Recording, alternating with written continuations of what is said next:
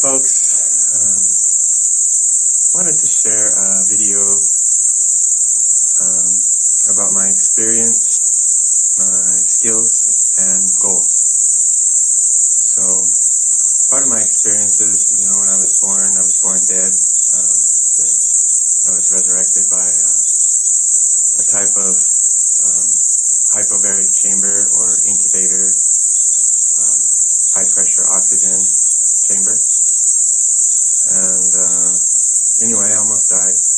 God saved me through the skill and wisdom of people in the hospital. My life has been almost taken many times. I've been saved. And I think I've been saved for a greater purpose. Not because I'm such a good person or because I'm so wonderful, but actually because I'm not really a good person and I'm not really wonderful. I'm not afraid to admit that. By God's grace, I can be a wonderful person. So, another thing in my experience is when I was a young boy, maybe 8 or 9 years old. My dad would always make sure I had some work. I always had a work appointed for me. And so one day he took me out to the garden. And by the way, I couldn't eat until I finished my work. I couldn't have breakfast. I finished my chores. I couldn't have lunch until I finished the work appointed. So took me out to the garden, said, "Here, the corn. I want you to do, 6 feet of corn. Make sure there's no weeds when you're finished. When you're finished removing all the weeds, I'll come out and look, and if there's no weeds, you can go and have lunch." So, while I was supposed to be weeding, I was looking at this little baby corn, and, in school, they was teaching that the seed, they had a corn seed in this diagram, and it had all the pieces labeled with these fancy Latin names. But they said that that seed came about by little, by chance. Like, first you had the germ, and then you had the endosperm, and all these names, the whole of the seed, everything. So those pieces came by slow increments. But now everyone knows that seed cannot reproduce a corn seed unless it has all the components. And so now I believe in micro evolution, not macro. Micro is the seed adapts or changes, but it's still a corn. Like the original corn seed, you wouldn't even recognize it. The original corn. The American Indians kept breeding the corn. They, every year they would have some that were bigger, so they took seed from that one and replanted, and it kept getting bigger and bigger. And now we have these huge corn, but originally it was this little tiny.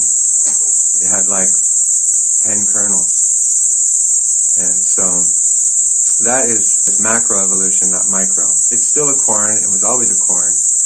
It hasn't come from a banana and turned to a monkey kind of thing, which is what they're teaching in the books in my school when I was a little boy. And so I realized that can't be possible because you have to have a whole in order to produce more. So, and when I realized that, like, my whole body filled with goosebumps, and I realized that God was loving, God was kind, and that He would never hurt me.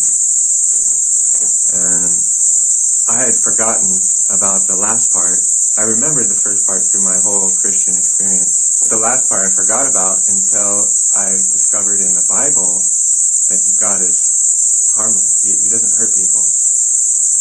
And then I remembered God had shown me that when I was a child, and I had always longed to have that love of unconditional love, unfringed, unconditional love, meaning I treat you the same no matter how you treat me.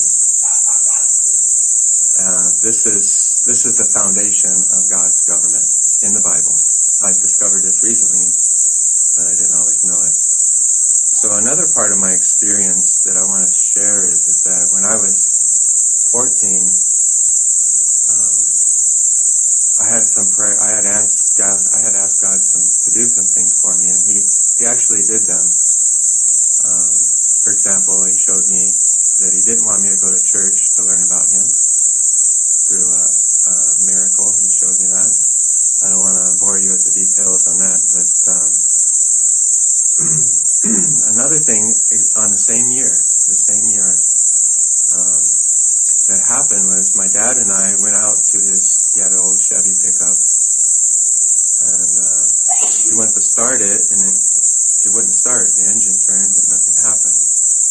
And I said, I think I know what's wrong. Can I look at it? And so he helped me open the hood, and we looked in there, and I was like, yeah, it's the fuel pump. And he's like, how do you know that? Skeptical. And I said, well, there's no fuel in the carburetor, and there's fuel getting to the pump, but there's no fuel coming from the pump up to the carburetor. And he's like, how'd you know that? And so I explained it anyways. So he called a mechanic, and the mechanic verified. So went down, and he said, can you replace that? And I was like, yeah. So he sent the mechanic home, and I replaced the pump. Anyway, he didn't know I had those skills, and he was really surprised. And so he sent me to school to get a paper that says I have those skills, which was a waste of time. I wish I'd never went to school. I wish I'd have stayed home. Because before I had gone to school, I had started my own business mowing lawns, and I wish that someone would encourage me to continue mowing lawns, because that is a very good business. And that's really, in a nutshell, my experience, because I'm someone that needs to be encouraged to continue on this good path, because I get discouraged. And I allow people to divert me onto paths that are not as productive or a waste of time. Anyway, I went to school. I got out of school, and I could not get a job as a mechanic. It was weird. But I did get a job as a carpenter, and not a carpenter, as a house builder. I worked for a guy who was a house builder, and we built everything from foundation to the roof. And my skills as a mechanic, apply there, because it's a mechanic. It's a house has a mechanism. There's a function, and we need to make it to where it functions in a safe and productive way. When I was 27, I became a Christian, and someone in the church noticed my skill, and they're like, hey, we need you as a missionary. So I started doing missionary trips. I went to Zimbabwe and South America, and then back to America, and then back to South America, in different countries there. So in these countries, I learned how to build houses differently, through different materials than what we use in the U.S. So in Africa, we learned how to build brick buildings and make the bricks from mud. In South America, I learned how to lay bricks there in a different method, different way. And in America, I learned to make stick buildings from paper to real life. And in the Philippines, I learned to rip boards for building houses here. When I say rip boards, I mean slice them out of trees with a chainsaw, and then use a planer to straighten Now in Africa, I had a personal garden there. It was quite difficult because it was off-season garden. And it was funny because I asked the locals, when does the rains come? Because I noticed it wasn't raining. And they're like, what do you mean? Well, rainy season. What do you mean? I can't understand what you mean. And so I couldn't get anyone to tell me when the rainy season was. I was using the wrong word or something. So I prayed, and the Lord said, bring water from the river. So I did. Well, it was 9 months of carrying water every day, 4 buckets of water up out of the river, 200 yards or 200 meters. It was a lot of work. That's part of my skill is I can build a house out of any material that you have available. And I can teach you about the disadvantage and advantages of the different materials you have available. Anything from rammed earth, which is my personal favorite, to cement houses, to mud and bamboo. A sister in the church liked me and asked me to come to the Philippines to help her develop her house. And our plan was to get married. So I came here to the Philippines and we got married and moved up on her land, and I thought, I've heard of so many different kinds of method of agriculture. Which one is the best? I thought, you have. And so I started searching online, and I discovered permaculture, and I decided it was the best. And so I started focusing on doing permaculture. And I learned from Elaine Ingram and Matt Powers. He gave me a book. So I started applying these principles on the land of my then wife. And had some wonderful success and some failures. And I learned how to make my own compost and how to find the compost already made in the jungle. And by these methods, I learned to adapt to the jungle and just start introducing food into the microclimates you find in jungles, And so that's what I learned to do there, and I really enjoyed it. I did that 5 years, and it was a blessing. Now, as far as my skills, like I said, I'm a natural mechanic. I'm a carpenter. I learned how to learn. So that was important. I wish I had learned how to learn while I was still in high school. I would have done a lot better, had better grades. But nobody taught me how to learn. Everyone learns differently. Some learn visually, some learn hands-on, some learn by instruction. So it's important to learn how to learn when you want to learn something. And now my goals. And this part is wonderful to me because, as I've been learning about community, about integrating, about changing from the Western mindset of to each his own, you will pay me, I'll do the work. I never really liked that system, but I never knew how to transition out. And thanks to Hubert,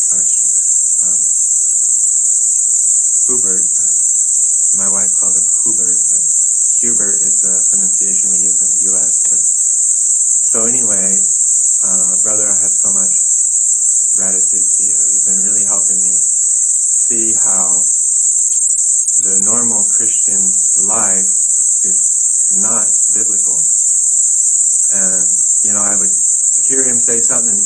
text in the Bible would pop up in my mind. Because, since I was 27, I've diligently studied the Bible in my free time, in my early time in the morning. Because when I was at 27, this is also important about my experience.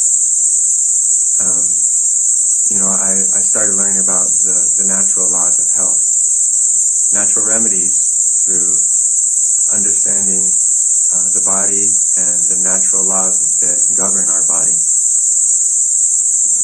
So part of that study, I learned that the hours before midnight are better to sleep than the hours after. So if I was sleeping by 8 o'clock and I slept till 1 o'clock, I now have the equivalent of 9 hours sleep, because every hour before midnight is worth 2, and every hour after is worth 1. So you get 8 by midnight, 4 times 2 is 8, and then you have 1 after. You have equivalent of 9 hours if you can be sleeping by 7 o'clock or 8 o'clock. So I try to go to bed by 7, and that really helps with my health. And so then I wake up early, super early, and I have time to study the Word. And through studying the Word by line upon line, I've been able to understand the Word of God and come to consistent outcomes and truth, and not be led off on some tangent like many preachers or many people do. And that's why you have so many different denominations, because they'll take one text and they'll run with it, For example, I'll just give you one example. So, the Bible says, and the smoke of their torment ascendeth up forever and ever. So people take that and they think that they're tormented forever and ever. But if they did a contextual study, meaning you look other places in the Bible that talk about the state of the dead, that's what that text is, you would discover that the Bible doesn't actually teach everlasting torment. So the Bible is designed not to be understood easily and quickly by just reading one text. So anyway, so through my discovering the Bible, I've seen that the principles of the Filipino indigenous people are actually here in the Bible. The whole idea that the community is designed like the family. Now, families, every person has their work, and I believe, and if you don't believe this, it's fine. And if I say anything that's different than what you believe, great. Let me know about it. I want to hear. I really want to understand what other people think and believe about these subjects I'm mentioning. So, back to the family. Now you have the husband, and he is the band of the family. He holds the family together. A better name for the husband would be house band. Now the way he does that is he consistently loves his family. He also brings to the family, things that the family needs. Food, shelter, love, as I said, and stability. And then the mother, she produces children. That's her work. She also, takes what the husband gives and she magnifies it, or she multiplies it in her hands and makes food for the children to eat. And she also magnifies the love of the husband to the children. And she also is an example to the children on how to love and respect the husband. And the husband is an example to the children on how to love and respect the wife. The wife is the center of affection. From the children, from the husband, she is to be the only one that receives. And you don't give the man and the children don't give their affection to some other person. So, and the community is exactly the same.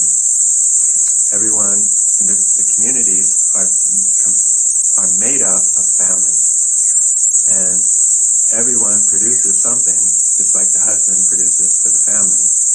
All families produce something extra. You know, they might grow corn, and they bring corn to the community and say, hey, eat the corn, enjoy the corn. And another person, they might bring some medicine, some natural remedy that they made at home, and they can bring that and share.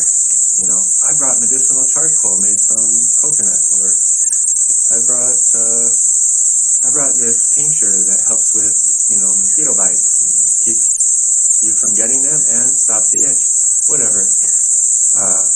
Whatever people produce, not everyone produces the same thing. Some people are a builder, and so they have skills they bring, and another person says, I need a house. Okay, so I have corn. So, you know, it's not barter, because the barter is conditional. You know, I'll give you my love, I'll give you my corn, I'll give you my skill if you have. No. The guy that builds a house comes and says, hey, I'll do this. So I'm just using that as an example. The community that we are wanting to build is a community based on giving what you have, what you can spare, above what your family needs, and then taking from the community only what you need, what you're lacking. With doing intentional community, I'm more interested in having a loving environment than having a wealthy environment. You know, you can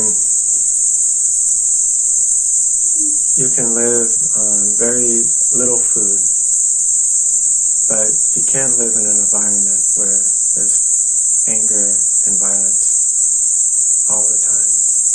Yeah, people make mistakes, they're not always loving and kind, but to be in an environment where it's constantly, it's just unbearable. So that's my main request, is that wherever I go, it's a loving environment. That if I do something wrong, if I do something that someone doesn't like, it's easier on my heart for the person to come to me and say, oh, would you mind doing this? Instead of, don't do that. Like, okay, I won't do this, but if you tell me what to do, then I'll do it. Or you can say, I prefer if you did it this way. I like that method better. So one way is criticize them. If you tell someone what not to do, that's critical. If you tell them what to do, that's uplifting, building, letting them know what you would prefer. And this is a loving attitude.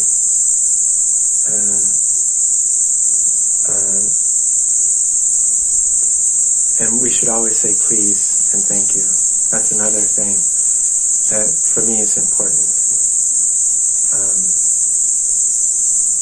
Those little things communicate love and respect, and they should be something that's in our community. So I hope this got the ball rolling on some more discussion on what we're thinking about in an intentional community. I want to say I love the land. I love the earth God gave us. I want to be a good steward of what He gave. Even if it's someone else's, owns the land, I still want to be a good steward and not use a bunch of toxins and just dump oil on the ground because I don't want to get a pan to catch it and reuse the oil for something else. That oil's pretty handy to have around, right? I'm always looking for more. In fact, I just discovered you can add it to your diesel fuel. But you have to go through a lot of work to get it ready. Anyway, So, as far as respecting the land and respecting the unseen, I'm totally in with that. The Bible teaches we have guardian angels and they accompany us everywhere. We should always be respectful and loving toward them. And so I'm good for that. And I think even if a person is not Christian, I think I can still work with them, even if they're 100% into Philippine indigenous beliefs. I think I can still work with them. I'm not someone that's going to, always be criticizing them if they're going body bo or anything like that. I respect your belief. I let you be where you want to be. And what that means is that I lead by example. If you happen to like something about me or my religion and you want to change, that's up to you. But I'll never ask, except I do ask for, kindness and respect, and by saying like please and thank you. That's something I think is important. And just being loving and kind to people, not criticizing. Those things are important, and I think the indigenous people that I've met in the mountains in Nueva Vizcaya, they were more loving and respectful than my brothers and sisters in the church. They were more open to me, and they would listen to me more, ramble on about my findings in permaculture and stuff than they are with those who claim to be Christians. So I'd much rather live with that kind of people than those who don't even know how to say please and thank you. Anyway, video's gotten too long already. I hope you guys have a great day, and I hope to hear from you more about your thoughts and opinions about what I'm talking about here.